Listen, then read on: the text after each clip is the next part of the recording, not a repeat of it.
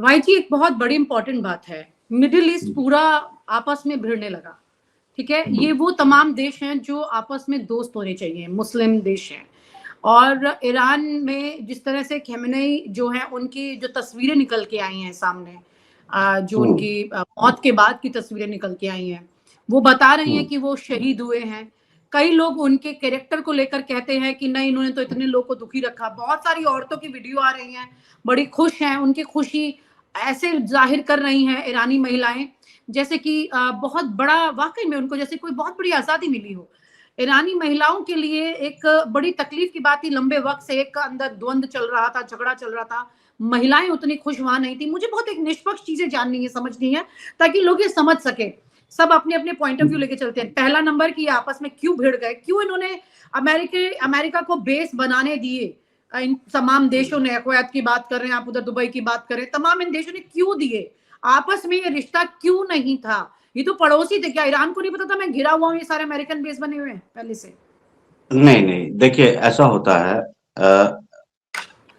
ये कहानी इतनी लंबी है विनीता जी, कि इसे दो लफ्जों में नहीं समझा जा सकता, ना समझाया जा सकता। उसकी वजह क्या है? देखिए, फिर भी मैं अपनी बात समझाने की कोशिश करता हूँ आपको कि क्यों समझा नहीं जा सकता। क्योंकि ये कहानी शुरू यहाँ से नहीं होती है, ये शुरू होती है जो जब जब इस्लामिक क्रांति ईरान में कहते हैं आई थी, उसके बाद से ये शुरू होती है। ये इस पे मैं ज्यादा लंबा नहीं जाऊंगा, इसके एंड पॉइंट में आपको बता दूंगा जो इस वक्त लोगों को जानना जरूरी है।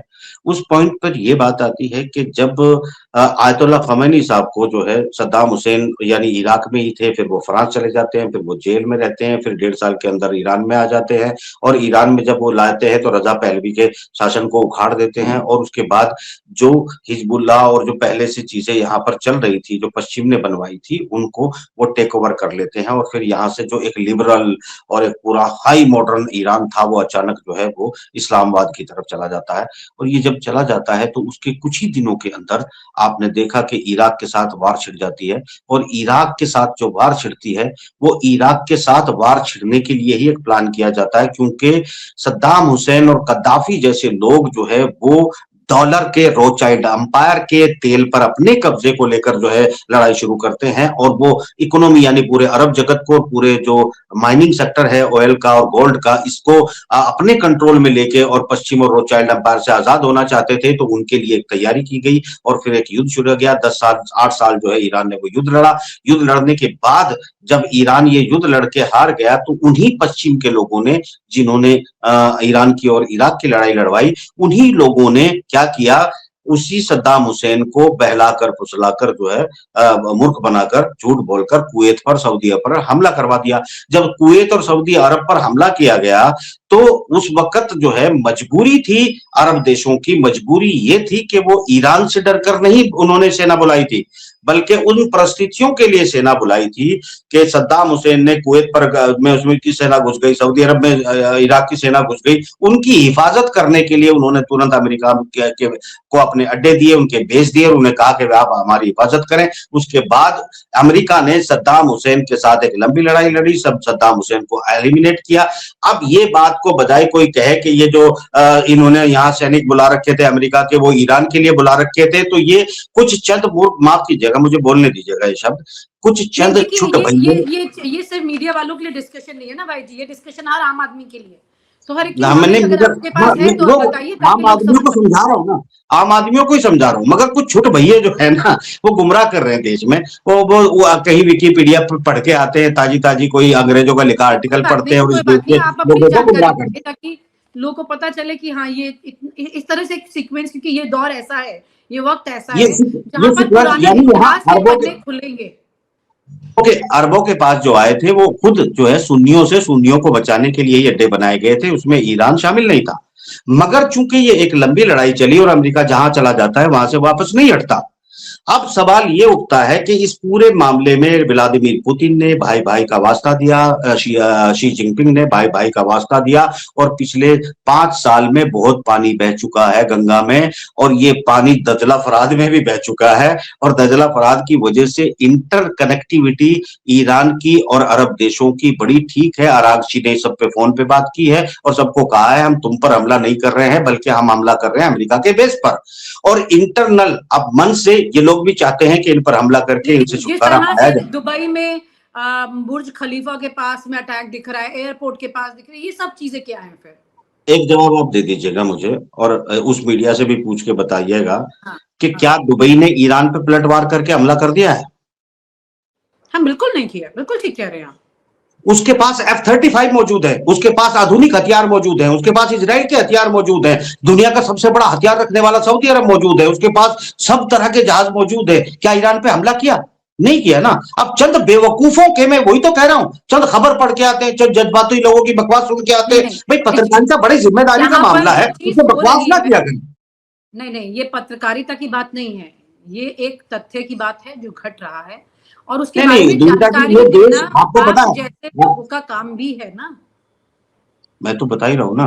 सवाल ये उठता है कि देश को अगर आवाम को आप गुमराह करते हैं तो आप कितने बड़े यही तो आपको 140 समझना करोड़ लोगों है को। कि ये वॉर किस हद तक जाएगी। मैंने शुरू में बोला कि कहां तक आप ये सिचुएशन को देख रहे हैं, अब मैं क्योंकि बताता हूँ, आप तो देखिए इसके पन्ने जान रहे इनका हैं, प्लान, जियोपॉलिटिक्स समझते हैं। ये है, देखिए मैं बताता हूँ, अब मैं बताता हूँ वो क्या रहा है। वो ये रहा है ममता जी, बड़ा स्पष्ट ये, कि चाइना और रशिया किसी भी कीमत पर ईरान को खोने के लिए तैयार नहीं है। इसका मतलब यह है कि ईरान के पास, चाइना के पास एक तकनीक है जो कि उसके एयरक्राफ्ट पर लगाई जाती है, उनका जहाज उड़ता है और वो दुनिया के किसी भी जहाज का कंट्रोल, या अभी तक जो कंट्रोल सिस्टम अमेरिका और इजराइल और इन लोगों के पास है, वो सिर्फ वन वे ट्रैफिक है। यानी उनका एक सिग्नल जाएगा और वो सामने वाले जहाज को भ्रमित कर देगा और उसके रडार को फेल कर देगा या जाम कर देगा। चाइना के पास वो तकनीक है जो कि उसके जहाज पर वो उसका सिग्नल जाएंगे जहाज से, जिसमें सैटेलाइट इन्वॉल्व नहीं होगा, सैटेलाइट इन्वॉल्व नहीं होगा, इंटरनेट इन्वॉल्व नहीं होगा, सीधे जहाज से स्प्रेड होगा, दूसरे जहाज को भ्रमित कर देगा, उसे हजारों जहाज टारगेट उसके स्क्रीन पे दिखा देगा, उसका कंट्रोल अपने हाथ में ले लेगा। तो कंट्रोल हाथ में लेके उसको कहीं भी उतार सकता है, कुछ भी उससे करवा सकता है। ये कैपेसिटी चाइना के पास है जो इस वक्त यूज हो रही है। सवाल यूज ये हो रही है, जो 3 जहाज है वो वैसे ही गिरे हैं, कोई तकनीकी खराबी नहीं आई है। अब वो एक टेक्नोलॉजी ईएमपी और इलेक्ट्रॉनिक वारफेयर के जरिए चाइना पूरी तरह साथ दे रहा है और उस हथियार और मिसाइलों की सप्लाई जारी है। रशिया जो है वो इंफॉर्मेशन के साथ, सैटेलाइट इंफॉर्मेशन के साथ, फंडिंग और न्यू तकनीक और डेवलपमेंट वो भी साथ में खड़ा हुआ है।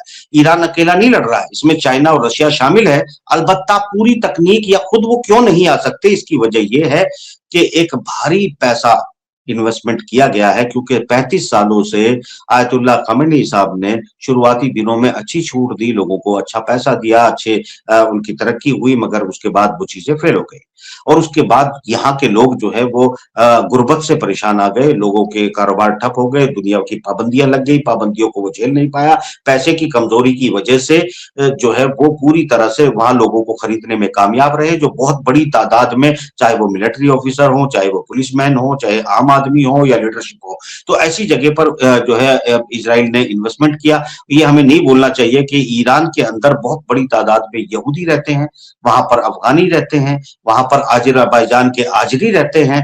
तो ये जो लोग वहां पर रहते हैं, इन सब का आना जाना अफगानियों में, अफगानिस्तान में है, आजिरों का अजरबैजान में है, कुर्दों का इराक, और ये इनका सब अमेरिका और पूरे इलाकों में जाना आना है। तो इनके जरिए ईरान को जो है वो ट्रैप करना बहुत आसान है, क्योंकि इन सभी जगह पर अमेरिका और मोसाद के कंट्रोल सिस्टम पहले से मौजूद है। अगर वो ईरान के अंदर ना भी जाएं तो बहुत बड़ी आबादी, बहुत बड़ी, ये 3 करोड़ से ज्यादा की आबादी है, 8 करोड़ में से 3 करोड़ जो बाहरी लोग हैं, वो बाहरी लोग जो हैं पूरी तरह से बाहर आते हैं, जाते हैं, उनके रिश्ते हैं और वो आसानी से ट्रैप हो सकते हैं और वो किए गए हैं।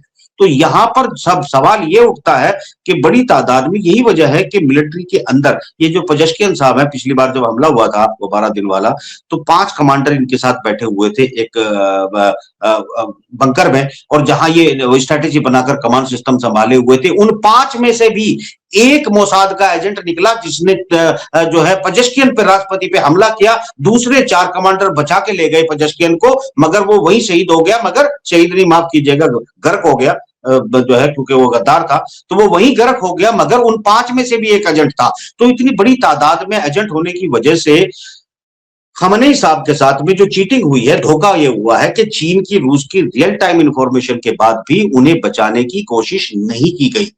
अगरचे तो ये है इजराइल कि और इन्होंने खुद, इनको यही नहीं पता था कि इन्होंने अपने इतने इंपॉर्टेंट उसमें मोसाद के एजेंट को अपॉइंट किया हुआ था अपनी खुद के सिस्टम में। अहमदी, उनको इससे मालूम ही पहले नहीं थी ये बात।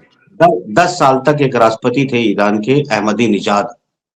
हम्म, अहमदी निजाद ने ये दावा किया खुद आकर टेलीविजन पर कि मैंने जब मोसाद के खिलाफ ईरान के अंदर एक एंटी मोसाद स्क्वाड का गठन किया और मैंने पूरी छानबीन के बाद जिसे उस स्क्वाड का चीफ बनाया वो खुद मोसाद का एजेंट था।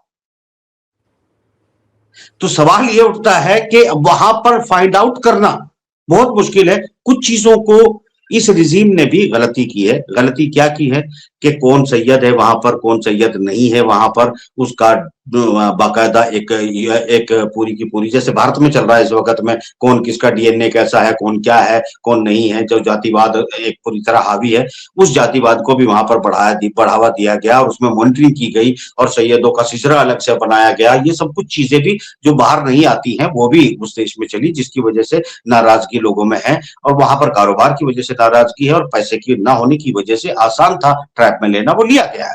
वो इसमें कोई शक नहीं है कि वहां पर बहुत बड़ी तादाद में जो है विदेशी एजेंट मौजूद हैं, जिनसे यानी ईरान की मौजूदा सरकार, मौजूदा रिजीम जो है इस वक्त, जिसे अभी अभी थोड़ी देर पहले ट्रंप ने ऐलान किया है कि जब तक मैं इस सरकार को, यानी कि पहले तो था खमीनी साहब को, अब इस सरकार को मैं पूरी तरह से खत्म न कर दूं, गिरा ना दूं, तब तक युद्ध जारी रखूंगा, यह ऐलान अमेरिका ने, ट्रंप ने कर दिया है।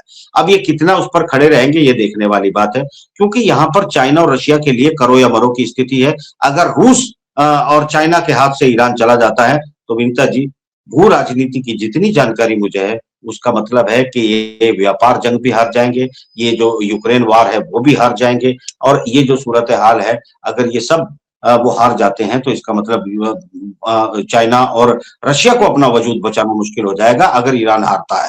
तो यहाँ इतना आसान नहीं है ईरान का हारना। मगर सवाल ये भी होता है, जी जी, मैं उसी बात को कंटिन्यू कर रहा था जो आपने कहा था। तो मेरा कहने का मतलब है कि यहाँ एजेंट हैं, वो बाहर अंदर से लड़ रहे हैं, मगर इनके साथ अदृश्य तौर पर पूरी तरह से रशिया, चाइना शामिल हैं। और ये हो सकता है कि जो इस वक्त अरब देश है, अगर उन्हें किसी एप्स्टीन, हालांकि वो लड़ने के लिए तैयार नहीं है, लड़ने के लिए तैयार होते तो जिस तरह अमेरिकी बेस 27-28 बेस उड़ा दिए हैं ईरान ने, ये खबर नहीं आ रही है ज्यादा सा, 28 बेस उड़ा दिए हैं, खबर आई है, ये आई है खबर।